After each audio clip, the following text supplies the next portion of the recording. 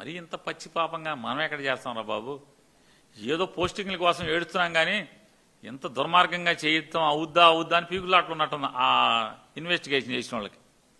ఏం చేశారు? మరీ బాగోదన్నట్టుగా వైసీపీ టైం నుంచే నేను చేస్తున్నానని వీడియో చేయించారు, బయటకు వదిలేశారు, ఛార్జ్షీట్ కొట్టేశారు, పెట్టేశారు. ఏమని? నేను 2020 నుంచి చేసుకుంటూ వస్తున్నాను, అప్పటి నుంచే సోగా మొదలెట్టాను. ముందు గోవా నుంచి తెచ్చి ఇందులో సీసాల్లో క్యాన్లో పోసుకుని కలిపాను. బాగా వ్యాపారం సాగిన తర్వాత నేనే తయారీ మొదలెట్టాను అని చెప్పి అక్కడి వరకు చెప్పాడు. అంటే ఏంటి? ఆ పోలీసు వాళ్ళు మరీ ఎంత పచ్చి పాపం మనం చేయలేనా బాబు, సరే వీడితో ఇక్కడ దాకా చెప్పిద్దామని చెప్పించారు. పైనుంచి మామూలుగా మంచి ముతక భాష వాడినట్టున్నారు. మీకు పోస్టింగ్ ఇచ్చింది ఇందుకేనా అని చెప్పింది ఆఫీసర్లను. వెంటనే మళ్ళీ మార్చేసేసి ఇది జోగి రమేష్ నన్ను చెప్పాడు, పిలిచాడు అయ్యి అని చెప్పిన ఒక స్టోరీ. అంటే జనం నవ్వుకుంటారు, సిగ్గు కూడా వేయకుండా కథలుగా అంటే మార్చి ముందు తూచి తర్వాత మళ్ళీ తూచి.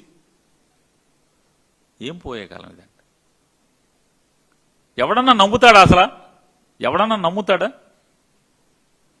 మాదేం గవర్నమెంట్ లేదు, మాది 11 సీట్లు అనే రోజు మీరు మాట్లాడతారు.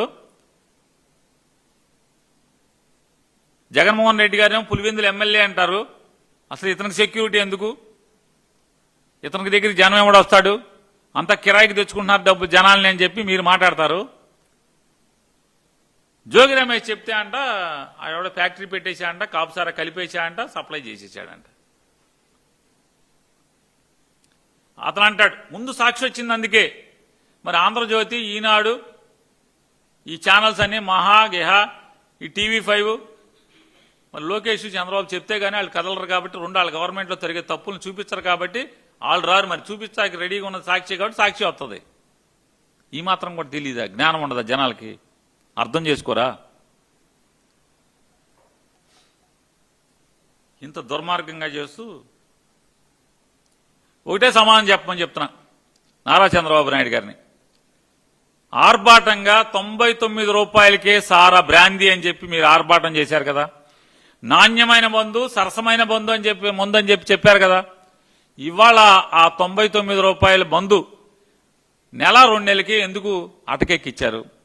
ఎందుకు షాపుల్లో రాష్ట్ర వ్యాప్తంగా ఉన్న 33,736 బ్రాందీ షాపుల్లో ఈ 99 రూపాయల సరుకు ఎందుకు దొరకట్లేదు? ఎందుకు దొరకట్లేదు చెప్పండి? ఎందుకు దొరకట్లా? మీ నకిలీ మందు అమ్మకాలు ఉండవు కాబట్టి 99 రూపాయలు దొరికితే నకిలీ మందు అమ్మటం కష్టం కాబట్టి ఆ 99 రూపాయల సరుకు టైట్ చేసి దాన్ని అమ్మకుండా నేను ఛాలెంజ్ చేస్తున్నాను ఎక్సైజ్ కమిషనర్ గారిని, లేదా సారా మంత్రి కుల రవీంద్ర గారిని, లేదా నారా చంద్రబాబు నాయుడు గారిని, లేదా ట్వీట్లలో మాత్రమే మాట్లాడి ప్రజలకు కనపడకుండా తిరుగుతున్నటువంటి నారా లోకేష్ నాయుడు గారిని. 99 రూపాయల సరుకు ఈ 16 మాసాల్లో మీరు లిక్కర్ పెట్టిన దగ్గర నుంచి ఇవాళ దాకా, లేకపోతే సంవత్సరం చెల్లగా సేల్స్ డేటా నాకు ఇస్తారా అని అడుగుతున్నాను. ఇవ్వండి. ఎన్ని సీసాలు అమ్ముతున్నారు లెక్క ఇవ్వండి. మీరు వ్యాపారం సారాయ బ్రాందీ వ్యాపారం మీరు మొదలుపెట్టిన కాడి నుంచి, తెలుగుదేశం మొదలుపెట్టిన కాడి నుంచి ఎందుకు తగ్గి 2వ నెలకో 3వ నెలకో అది అమ్మకాలు పడిపోయినాయి? ఎందుకు డిపోల్లో సరుకుంటలేదు? చెప్పండి మీరు. ఈ QR కోడ్లు ఇవన్నీ ఎందుకు డ్రామాలు? 99 రూపాయల సరుకు ఈ రాష్ట్రంలో ఎందుకు దొరకట్లేదు? దొరకదు. ఎందుకని? మీ వ్యాపారం పడిపోద్ది కాబట్టి. అది దొరికితే మీ వ్యాపారం పడిపోద్ది, మీ ఫ్యాక్టరీలు పడిపోతాయి. ఇంతకు మించి వేరే ఉన్నంత కారణం అని చెప్తున్నాను. జగన్మోహన్ రెడ్డి గారి గవర్నమెంట్లో ప్రతిదీ పారదర్శకమే కదా. ఫ్యాక్టరీ దగ్గర నుంచి కింద షాపుల్లో అమ్మే వరకు కూడా. మరి మీరెందుకు చేయట్లేదు అది అంటున్నాను. జగన్ గారు ఉండగా ఓన్లీ QR కోడ్ మాత్రమే సేల్స్, QR కోడ్ లేకుండా అమ్మటానికి వెళ్ళలేదు. ప్రతి బాటిల్ స్కాన్ చేసేవాళ్ళు కదా. ఎక్సైజ్ కమిషనర్ గారు నేను అడుగుతున్నా, నారా చంద్రబాబు నాయుడు గారు కలెక్టర్ కాన్ఫరెన్స్లో మీరు సుమారుగా 25% డిజిటల్ పేమెంట్స్ అన్నారు. డేటా ఇవ్వండి, మీకు ఎక్కడిది డేటా? ఏ షాపులో ఎంత డిజిటల్ పేమెంట్స్ వచ్చినాయో మీ దగ్గర ఉందా? లేకుండా ఎట్లా చెప్తారు? 10% కూడా లేదు. నేను చెప్తున్నా 10% కూడా లేదు. ఉంటే మధ్యాహ్నానికి ప్రెస్ మీట్ పెట్టి ఏ షాపులో ఎంత, ఏ నెలలో ఎంత డిజిటల్ పేమెంట్ అయింది, ఏ రోజు ఎంత అయిందో డేటా ఇవ్వండి విలేకరులకి. నాకొద్దు, మీ పేపర్లకి ఇచ్చి చెప్పండి. మరి జగన్మోహన్ రెడ్డి గారు ఉండగా ఆయన మీద పడి ఏడిచారు కదా. మరి ఇవాళ క్యాష్ పేమెంట్లు ఎందుకు జరుగుతున్నాయి? నగదుకే అమ్మకాలు జరుగుతున్నాయి కదా. మళ్ళీ అబద్ధాలు. ఎంత అంటే అధికారులు నారా చంద్రబాబు నాయుడు గారి ప్రభుత్వంలో ఎంత బరిదెగించేస్తారంటే, ఆయన ఇవ్వాలి కాదు 1995, 96 నుంచి ఇదే అలవాటు అధికారులకి. వీడియో కాన్ఫరెన్స్లో కూర్చుంటే ఊరికే పెన్నిట్ట పట్టుకుని చెప్పేస్తుంటారు, సార్ నా జిల్లా అక్షరాస్యత అండి 93% ఉంది సార్, వెంటనే హౌసింగ్ 97% అయిపోయింది సార్.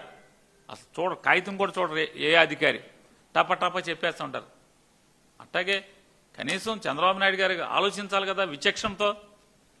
అసలేంటి, షాపులన్నీ ప్రైవేటీ కదా, మొత్తం ప్రైవేట్ షాపులు కదా.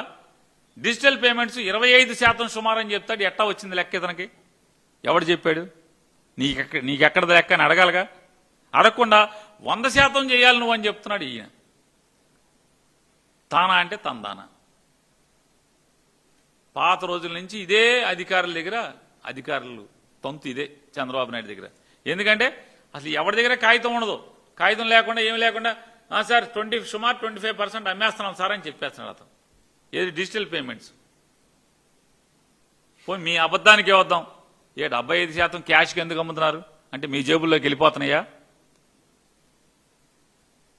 కృష్ణానది ఒడ్డున కరకట్ ఇంట్లో బంగ్లాలోకి వెళ్ళిపోతున్నాయా? ఎక్కడికి వెళ్తాను? లేదా వారం విమానాల్లో ఎక్కించుకుని హైదరాబాద్ వెళ్ళిపోతున్నాయి. ఎక్కడికి వెళ్ళిపోతున్నాయి? దీనికి సమాధానం చెప్పరా? ఇంత పచ్చి పాపం జరుగుతుంటే, దుర్మార్గంగా ప్రజల ఆరోగ్యం ఏం జరుగుతుందో అని కూడా లేకుండా జరుగుతుంటే, ఇన్నాడు ఎవరో వస్తుంటే పాత్రికేయ మిత్రుడు చెప్తున్నాడు, సార్ ఈడుకో ముద్ర వేసేసారు సార్ అని. ఏంటంటే మన జనార్దన ఫ్యాక్టరీకి సరుకు అది నకిలీదే కానీ ప్రమాదకరమైంది కాదు అని చెప్పి సర్టిఫికేట్ ఇచ్చేశారంట ఆఫీసర్లు, లెక్కరోళ్ళు, ఎక్సైజ్ వాళ్ళు. ఓరి మీ అసాధ్యం కోలా ఈ ప్రభుత్వం, మీరు అసలు ఏమైపోతారు?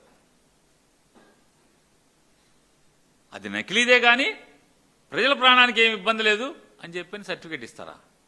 మరి నేను చెప్పి మా మిత్రుడు పాత్రికేయ మిత్రుడు ఇన్నాగడ ఒక ఆయన చెప్పింది నిజమైతే ఇవ్వటం ధర్మమా? ఇవ్వచ్చా అంటే ఏంటి? మీరు స్టాంప్ వేస్తున్నారు. ఏం పర్లేదు, అసలు ఎవరు చచ్చిపోరో, తాగేయండి అని చెప్పి చెప్తున్నారు. అంటే అది ఏదైనా, అది మా జనార్దన్ చేసేదైనా, లేదా జయచంద్రారెడ్డి చేసేదైనా, లేదా మా నాయుడు చేసేదైనా, లేదా మా అమలాపురంలో మా ఎమ్మెల్యేలు చేయించేదైనా, లేదా నర్సీపట్నంలో మా సీనియర్ లీడర్ చేయించేదైనా, లేదా ఏలూరులో మావాడు చేయించేదైనా, లేదా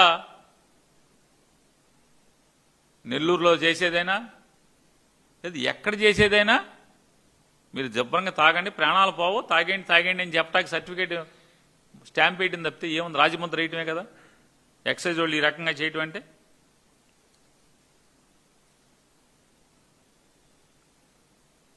నారా చంద్రబాబు నాయుడు గారిని చెప్తున్నాను, నేను ఛాలెంజ్ చేస్తున్నాను.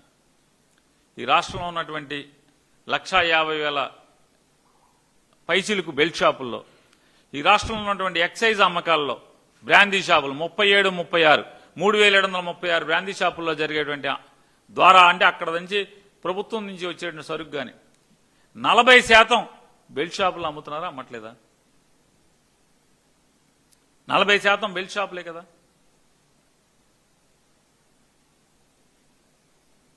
రేపో మాపో ఖచ్చితంగా మీరు జయచంద్రారెడ్డిని సస్పెన్షన్ రివోక్ చేస్తారు. జనార్దన్కి వెంటనే చక్కగా బెయిల్ ఇచ్చేస్తారు.